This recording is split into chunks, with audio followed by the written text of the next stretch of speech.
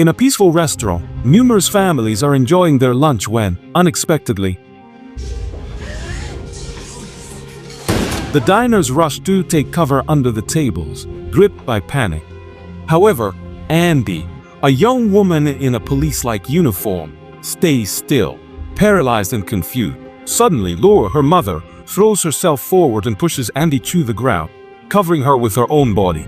The man, consumed by a deadly rage, does not spare the young woman's mother either. Everyone in the restaurant huddles in the corners, holding their breath. As the attacker is about to leave, an elderly man dials the emergency number, accidentally activating the call on speakerphone. Then his gaze fixes on Andy, who seems dressed as an officer. Assuming she is a police officer, the man yells at her, demanding that she get up and face him. However, Andy is too terrified to respond. It is her mother, bravely, who steps forward, placing herself between Andy and the man. In a desperate tone, she clarifies that Andy is not a police officer, just a 911 operator. This doesn't convince him, and the assailant pulls the trigger on Laura. However, his gun is empty. Then, he draws a knife from his belt and tries to stab her,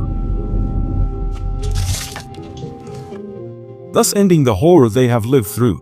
Soon, the authorities and paramedics burst onto the scene. Andy's mother, intermittently conscious, repeatedly tells her daughter never to reveal anything to the police.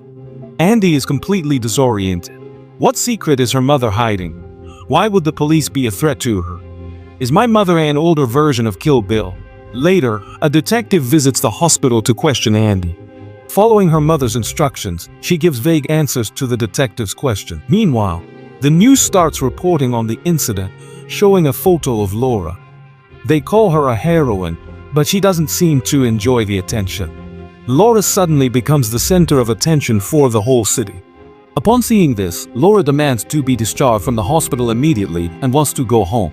Even more strangely, she asks Andy to spend the night with her former stepfather and to leave the city. The next day, is Andy completely baffled in what's going on, and why is her mother acting that way? Simultaneously, in another corner of the world, a mysterious man watches the news and makes a phone call. That night, Andy is at the home of Gordon, her former stepfather. After a motivational talk from him, he decides to follow his mother's orders and stay away for a while. But he needs his bicycle, his only source of distraction. So without telling his mother, he returns home that night to retrieve it. As he tries to do so, his phone slips from his hands and falls to the ground. Suddenly, a shadow is cast on the ground. A tall man is spying through the window, and in his gaze, you can tell he doesn't have good intentions. Andy hides in a blind spot and remains still. Shortly after, he hears the sound of glass breaking in the next room. Fearing for his mother, he decides to follow him. Stealthily, he enters and within minutes discovers his mother tied to a chair. Quickly, Andy sends a message to 911 and watches the intruder trying to suffocate his mother. Then he grabs a vase. While he is stunned, she seizes his weapon. Lucky he forgot his bicycle, otherwise the story ends here. After learning that Andy has alerted the police, his mother hands him a wallet. She explains it as money, a phone, one access card, instructing Andy to take the intruder's vehicle and escape to Carrollton. There at the warehouse, Unit 300. There's another car Andy must use. He needs to switch cars and drive north to Maine. He has to find a motel in Camden and stay there. Laura assures him once it's safe, she'll find him. In tears, Andy searches for the intruder's car. Check each one separately. One of them has a rabbit's foot hanging from the rearview mirror, but that's not it. Finally, Andy finds the intruder's car hidden among the bushes. Since his mother has forbidden him to use the GPS, he bought a map at a convenience store. In the end, he arrives in Carrollton, but he can't find the exact address of the warehouse. So he goes to the library to look up the location online. Driven by curiosity, she also investigates her mother, but only finds reports of the restaurant incident. There's nothing new. Then he remembers the name Paula Kuntz, a name the intruder mentioned the night before. He searches for that name, but encounters too many people who share it, unable to find anything related to his mother. Meanwhile, Laura receives a visit from the authorities at her home. She tells them she might have been too scared and confused a passerby with a thief. When calling the police, Laura's explanation seems logical and the detective shows no suspicion. But suddenly, she notices a blood stain on the carpet. He tries to mislead the agents while subtly diverting their attention from the floor, but an officer begins to suspect Laura's identity. She asks how he could slit a man's throat in under 1 second, and Laura replies that anything is possible when they threaten your child. You know, the old reliable to hide your past. Once the police leave, Laura discreetly covers the blood stain on the carpet with her foot, preventing any doubts from arising. She also asks the officers to help her deal with the reporters surrounding her residence. When the police and journalists finally leave, Laura quickly contacts her ex, Mark. Gordon arrives a while later. Laura shows the person who attacked her and asks for help, wanting to know who sent him and resolve this before Andy is in more danger. At first, Gordon is reluctant to help her, but she manages to convince him. So they put the guy in his car and use his phone to see the meeting point. On the way, she tries to ask him questions, but the guy bites his tongue and shortly after has some kind of seizure and dies. Fed up and filled with despair, Laura screams at having lost the only lead she had on who might want the dead woman. Back with Andy, leaving the library, he notices someone watching his car, so he escapes through the back door. 1 hour later, he reaches the depot where the car his mother mentioned was.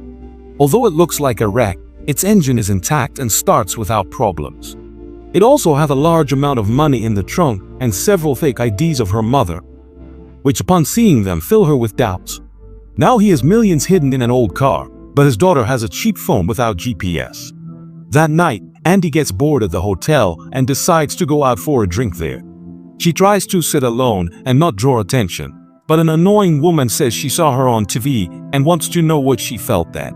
The woman is drunk and keeps asking questions. Andy asks her to leave her alone, but she tries to get a guy at the bar to help her. He acts like a gentleman and tells the woman to leave to thank her. Andy invites him for a drink and they chat for a while. By the time it's time to leave, Andy is captivated by the guy.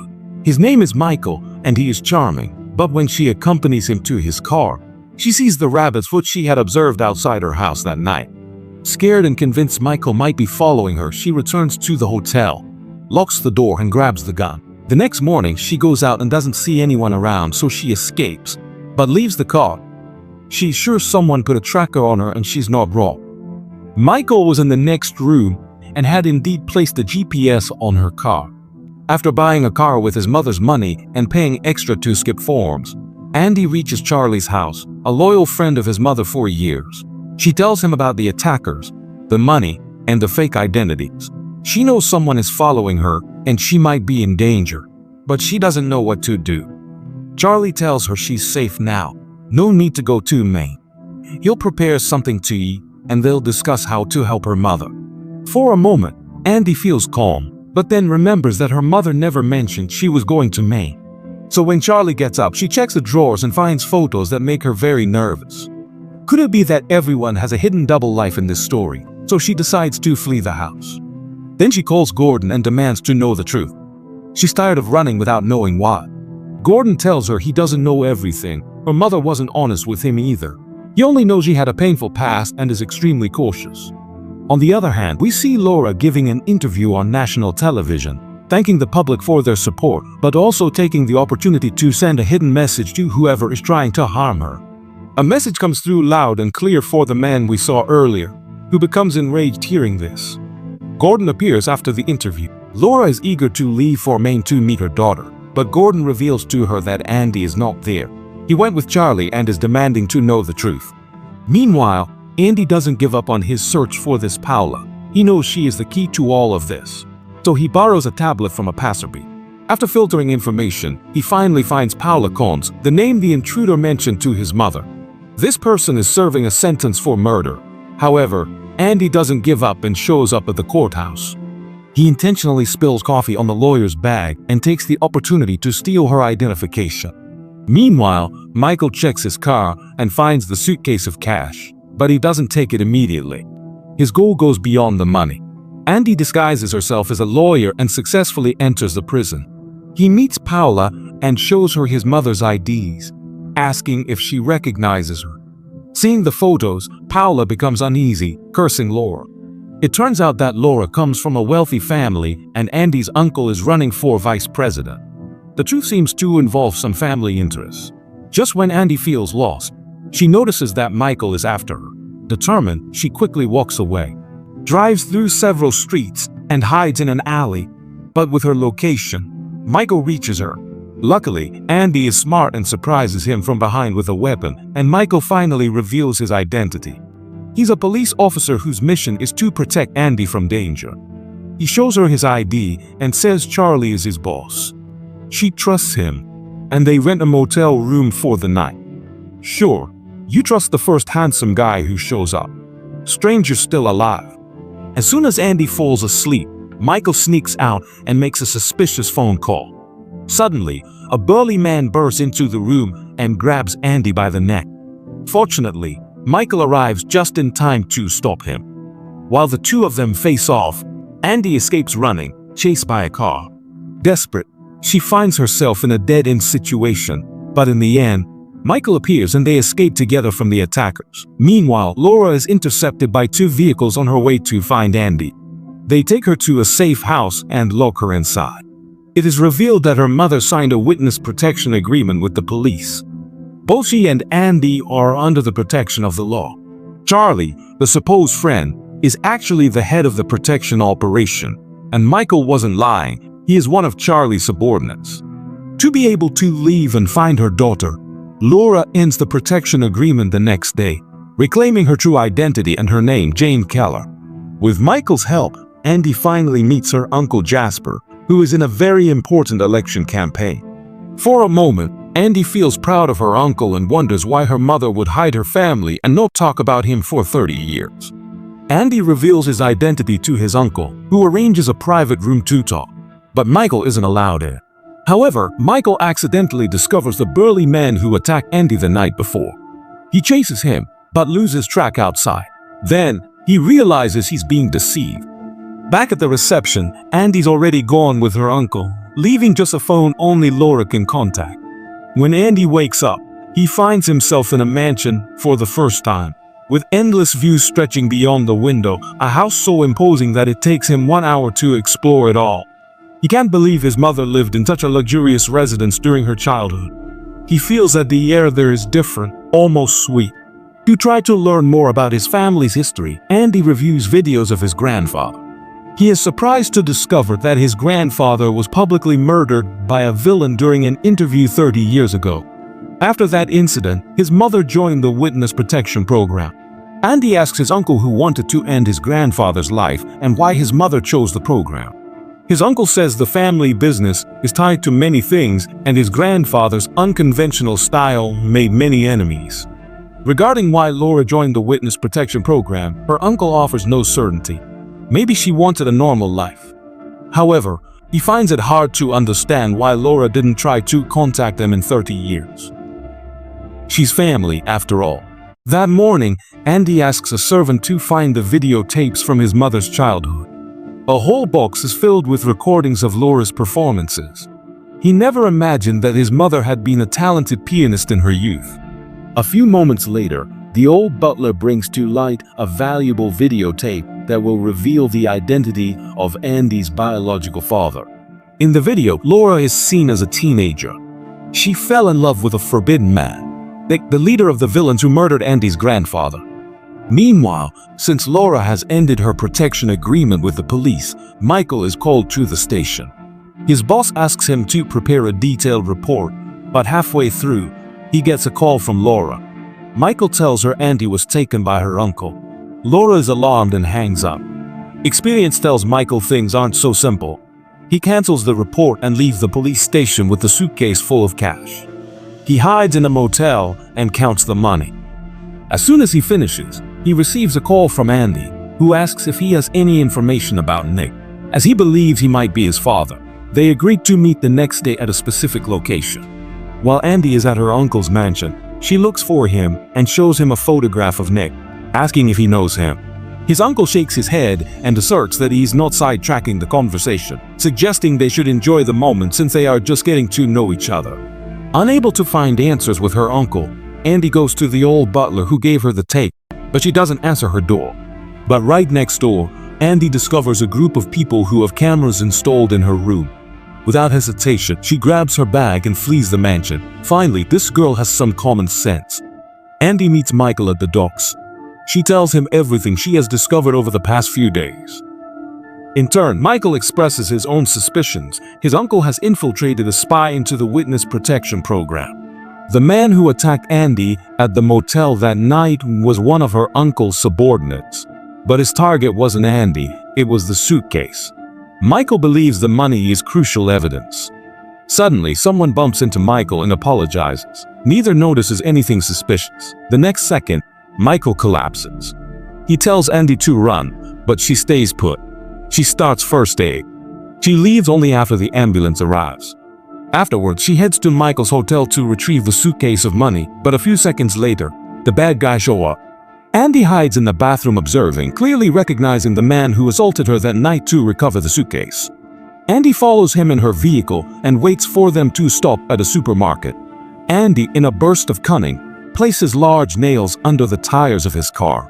The tires deflate shortly after they drive away. They are forced to stop and change the wheels. At that moment, she takes advantage of the distraction to hide in the truck. When the car finally stops, Andy grabs the suitcase and escapes. Shortly after, she gets a call from her mother. That night they meet at a restaurant. Although Andy has learned much of the truth, Laura won't tell her the rest, which ties it all together. In the end, she says it's not safe there. She'll put the briefcase in the car and then they'll go somewhere to talk. Andy decides to trust her mother, but as she leaves the restaurant, Laura plans to flee and yells at her daughter to wait for Charlie. Then she leaves with the money.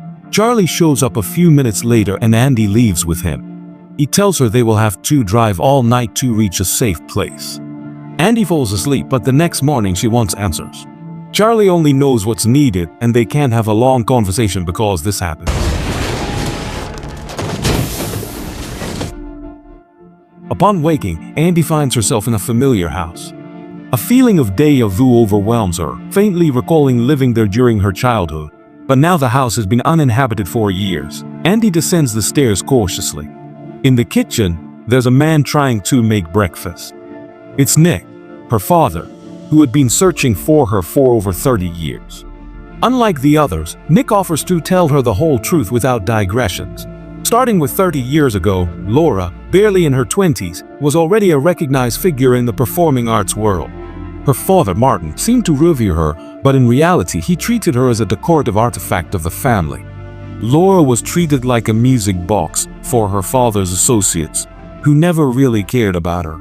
Then, during a dinner at the mansion, Nick's sweet words quickly enveloped the naive Laura. But Martin had distrusted Nick for a long time, suspecting that he was the leader of a criminal gang.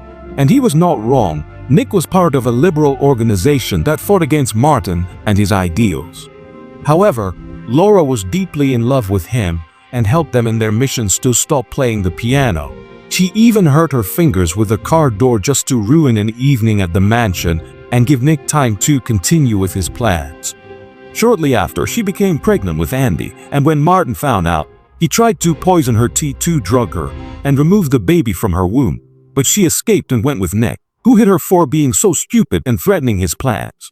While Nick had her captive, she found a suitcase full of money and a recording where Nick and Jasper could be clearly heard blackmailing Paula with killing her son if she didn't fulfill her part of the plan. At that moment, Laura saw Nick's true colors and planned to escape, but during a mission, Nick's brother was injured, and she took him to the emergency room since Nick didn't want to risk being arrested. However, due to the lack of timely medical attention, his brother passed away in the hospital. Cold-hearted Jasper, in an attempt to protect himself, asked Laura to testify against Nick, promising that he would help clear her name, but she already knew the truth and told them she had hidden the tape that incriminated them. Jasper threatened to kill her, but she told him she would turn herself into the police and then disappear. If they tried to find her, she would give the tape to the authorities and expose them. So from that day on, Laura started a new life, was entered into the witness protection program, and since then she stayed away from her real family until her face was on television, where Nick was able to see it and came directly to meet his daughter. Laura arrives a few minutes later and everyone sits at the table. She brings the briefcase and as soon as she has the chance, she tells Nick to stay away from them. He's a murderer. One monster already knows that it likes to dress up as a sheep, and this time it won't work. Andy agrees to give his father a chance, but immediately makes a mistake. Nick pulls out a gun and takes the briefcase, looks for the tape, and upon finding it, points his gun at Laura. A struggle breaks out. The girls join forces and Nick escapes into the forest. Laura catches up to him and can shoot him, but then the police show up and arrest everyone with the recording. Laura explains her past and Nick ends up in prison for murdering a high-ranking government official 30 years ago. Andy returns home with his mother and shortly after they receive a visit from Michael, who wants to court the girl who saved his life. If she hadn't stayed with him that afternoon, he surely would have died. If you like this story, remember that you can watch another of our summaries. Choose one of these videos and stay